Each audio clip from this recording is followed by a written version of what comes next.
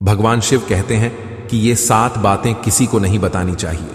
दोस्तों, आज के समय में ऐसा कोई भी मनुष्य नहीं है जिसके जीवन में दुख, कठिनाइयां और असफलता न हो। ऐसा उनके साथ उनकी ही गलतियों के कारण होता है। वह गलतियां कौन कौन सी हैं और कैसे उन गलतियों को करने से बचा जा सकता है, वह आप इस शिव जी की कथा से जान सकते हैं। शिव जी को सृष्टि के रचयिता और संहारक दोनों माना जाता है। त्रिदेवों में शिव जी एक ऐसे देव हैं जिनके बारे में कहा जाता है कि वे हम मनुष्यों के साथ ही इसी पृथ्वी पर निवास करते हैं। शिव जी को औद्योगी भी माना गया है, जिन्होंने हम मनुष्यों के जीवन को सरल बनाने के लिए अनेकों बातें बताई हैं। हम मनुष्य कौन कौन सी वो 7 गलतियां करते हैं और उनसे कैसे बचा जाए, वह जानने के लिए यह वीडियो अंत तक अवश्य देखिए।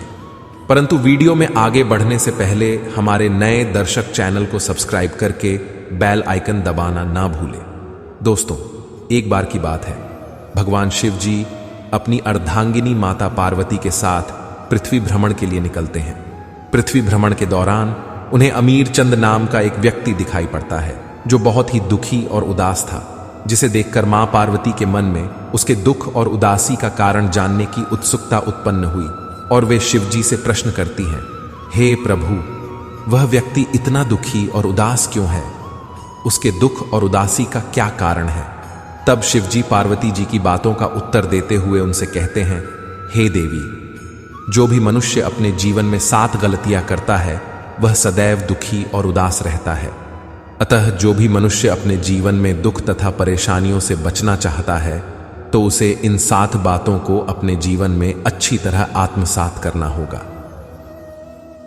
शिव जी के उत्तर से माता पार्वती के मन में उन 7 बातों को जानने की उत्सुकता हुई, तो उन्होंने शिव जी से उन बातों के बारे में पूछ लिया, जिसका उत्तर देते हुए शिव जी बोले, हे प्रिय, मैं अमीर चंद के जीवन से जुड़ी कुछ बातें तुम्हें बताने जा रहा हूं, जिन्हें तुम ध्यान से सुनो।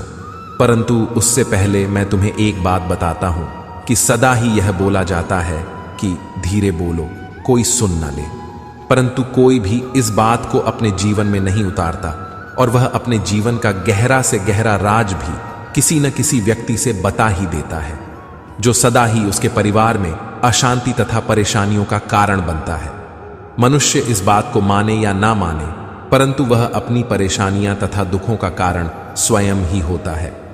महादेव मां पार्वती से कहते हैं, हे प्रिय, मैं अमीर चंद के बारे में आपको कुछ भी बताऊं, उससे पहले मैं आपसे जो बताने वाला हूं उसे ध्यान से सुनिए। मानव अक्सर यह बोलता है कि धीरे बोलो, कोई सुन ना ले, और यह बात अक्सर मानव के मुंह से निकलती ही रहती है। लेकिन सोचने की बात यह है कि इस वाक्य पर कोई अमल नहीं करता है, क्योंकि कितना भी गुप्त राज्य हो, मानव किसी ना किसी के कानों में बता ही देता है, और अक्सर परिवार में अशांति का कारण मानव स्वयं ही होता है। भगवान शिव आगे कहते हैं कि मनुष्य इस बात को स्वयं अनुभव कर पाए या ना कर पाए, परंतु यही सत्य है। स्वयं को दूसरों के आगे बड़ा दिखाने या फिर स्वयं के लिए दूसरों के मन में सांत्वना या दया का भाव पैदा करने के लिए जाने अनजाने में मानव स्वयं ही अपने राज्य दूसरों को बता देता है, जो एक ना एक दिन दुख और झगड़े का कारण बन जाता है, जिसके बाद मनुष्य को अपने किए पर पछतावा होता है। हे प्रिय, आज मैं आपको अमीर चंद के बारे में कुछ ऐसी बातें बताऊंगा जिन्हें जानकर आपको यह झांत हो जाएगा कि किसी भी मनुष्य को अपने जीवन के ये 7 गुप्त राज किसी को भी नहीं बताने चाहिए, और क्यों नहीं बताना चाहिए उसके पीछे का कारण भी बताऊंगा। इतना कहकर शिव जी अमीर चंद के पड़ोस के गांव में शिव भक्त का रूप धारण करके वहां निवास करने चले जाते हैं। अमीर चंद बहुत ही गरीब था। वह इतना गरीब था कि वह अपने परिवार वालों के लिए 2 समय के भोजन का भी प्रबंध नहीं कर पाता था। ऐसा नहीं था कि वह आलसी या कामचोर था, वह मेहनती था और काम की खोज भी करता था, परंतु उसे कोई भी काम नहीं देता था। काम की खोज में वह दिन भर यहां वहां भटकता रहता और शाम को निराश होकर घर लौट आता। अमीर चंद की बेरोजगारी से उसकी पत्नी बेहद ही निराश रहती थी और उस पर जल्द से जल्द कोई ना कोई काम ढूंढने का दबाव बनाती थी। काम न मिलने और अपनी पत्नी की बातों से परेशान होकर एक दिन अमीर चंद उससे कहता है कि मैं काम की तलाश बहुत करता हूं, परंतु मुझे कोई भी काम देने को तैयार नहीं है। मैं जहां भी काम मांगने जाता हूं वहां से मुझे यह कहकर भगा दिया जाता है कि हमारे पास कोई भी काम नहीं है। अब तुम ही बताओ कि मैं क्या करूं। मैं तुम्हें और बच्चों को कैसे पालूंगा? यह चिंता मुझे दिन प्रतिदिन अंदर ही अंदर खाए जा रही है। अमीर चंद की बात पूरी सुन लेने के बाद उसकी पत्नी बोली, तुम एक व्यक्ति के पास केवल एक ही बार काम मांगने जाते हो, वह मना कर देता है तो दोबारा उसके पास जाते ही नहीं, परंतु तुम्हें उसके पास दोबारा काम मांगने जाना चाहिए और उसे अपनी गरीबी और मजबूरी के बारे में बताना चाहिए और उसकी हमदर्दी लेनी चाहिए। तुम्हारे बारे में जानकर वह अवश्य ही तुम्हें कोई ना कोई काम दे देगा। अमीर चंद को यह बात सही लगी और उसने बिल्कुल वैसा ही किया। वह उस सेठ के पास दोबारा काम मांगने गया जिसने पहले उसे काम देने से मना कर दिया था और उसे अपनी गरीबी और मजबूरी बताकर उसकी हमदर्दी प्राप्त कर ली। उस सेठ ने अमीर चंद की मजबूरी को समझते हुए उस पर तरस खाकर उसे अपने यहाँ काम पर रख लिया और वह कई दिनों तक उस सेठ के यहाँ पूरी ईमानदारी और मेहनत से काम करता रहा। परंतु जब उसे यह पता चला कि वह सेठ उसे अपने यहाँ काम कर रहे दूसरे मजदूरों से कम वेतन देता है तो उसे बहुत ही ज्यादा दुख हुआ। इसका कारण जानने के लिए वह सेठ के पास जा पहुंचा, लेकिन सेठ उसकी बातें सुनकर उस पर क्रोधित हो गया और बोला कि मैंने तुम्हारी मजबूरी को समझते हुए तुम्हें अपने यहां काम दिया और अब तुम मुझ पर ही प्रश्न उठा रहे हो। सेठ की बातें सुनकर अमीर चंद उस समय तो चुप हो गया, परंतु वह अपने मित्रों और रिश्तेदारों से उस सेठ के बारे में बताने लगा। वह सबसे कहता कि मैं जिस सेठ के यहां काम करता हूं वह मुझसे ज्यादा काम करवाता है और वेतन भी कम देता है। समय बीतने के साथ वह सेठ अमीर चंद से अपने दूसरे नौकरों के मुकाबले ज्यादा काम करवाता और उसे वेतन भी कम देता। यह बात अमीर चंद को बहुत खलती थी क्योंकि कड़ी मेहनत के बाद भी उसे पर्याप्त वेतन नहीं मिलता था, जिस वजह से धीरे धीरे उसका मन काम से ऊबने लगा था क्योंकि उसके आत्मसम्मान को ठेस पहुंच रही थी।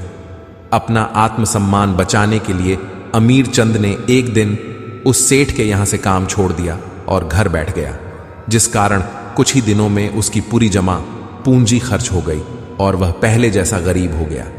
अपने परिवार का भरण पोषण करने के लिए अमीर चंद अपने संबंधियों और मित्रों से सहायता मांगने भी गया, परंतु वह सभी उसके बारे में जानते थे कि वह कैसा व्यक्ति है, जिस वजह से वो सब उसे दया का पात्र समझते थे और उसे दिलासा देते थे, परंतु उसकी सहायता नहीं करते थे और पीठ पीछे उसका मजाक भी बनाते थे क्योंकि उसने उस सेठ के यहां से काम छोड़ दिया था जिसने उसके बुरे दिनों में उसकी सहायता की थी।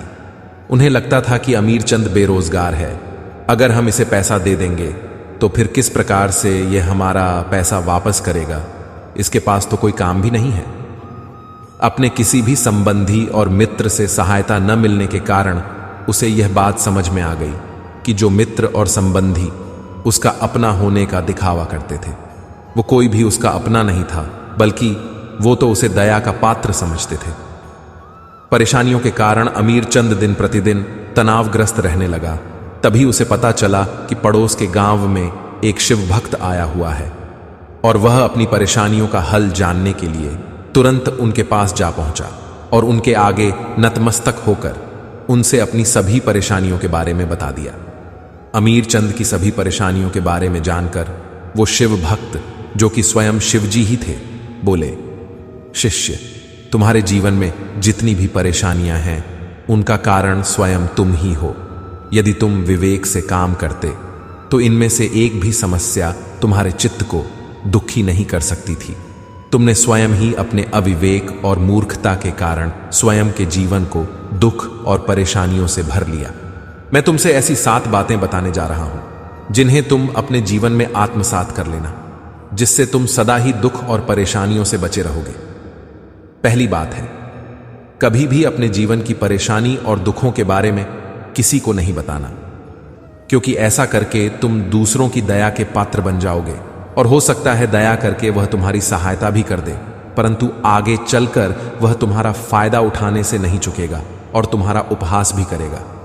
दूसरी बात है, अपने अतीत में की गई हुई गलतियों और भविष्य की रणनीतियों के बारे में किसी से कभी नहीं बताना, क्योंकि जिसे भी तुम्हारे अतीत के बारे में पता होगा वह तुम्हारे द्वारा किए गए अतीत के कार्यों से तुम्हारा भविष्य जोड़ कर देखेगा।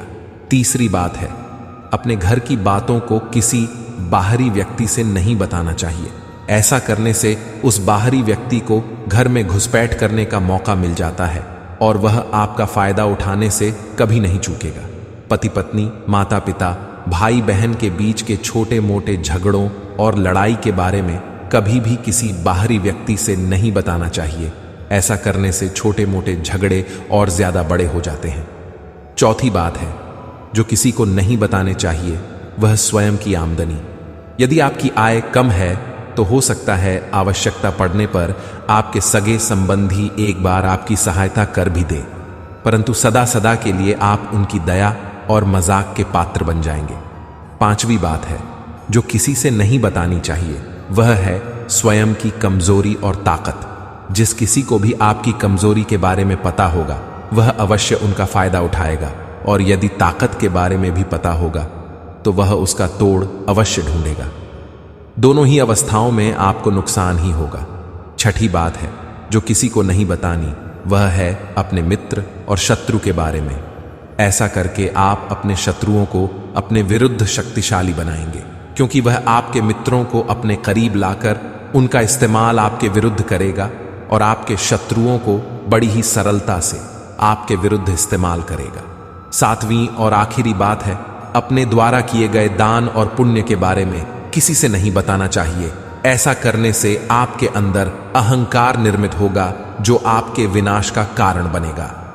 शिव भक्त ने ये जो 7 बातें अमीर चंद से बताई थी, उन्हें आप अपने जीवन में आत्मसात करके अपने जीवन को सुखमय और आनंदमय बना सकते हैं, क्योंकि इन बातों में संसार के सभी सिद्धांत छुपे हुए हैं।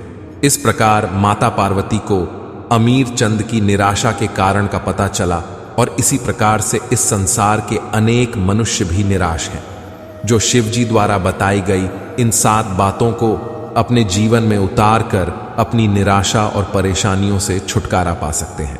आज की इस वीडियो में बस इतना ही। आपको ये वीडियो कैसी लगी वह हमें कमेंट बॉक्स में कमेंट करके ज़रूर बताना, और वीडियो अच्छी लगी हो तो वीडियो को ज़्यादा से ज़्यादा लोगों तक शेयर भी कर देना। मिलते हैं आप सबसे बहुत ही जल्द अगला वीडियो लेकर। साथ ही दोस्तों कमेंट में हर हर महादेव जरूर लिख देना और चैनल को सब्सक्राइब जरूर करें। आप सभी का धन्यवाद।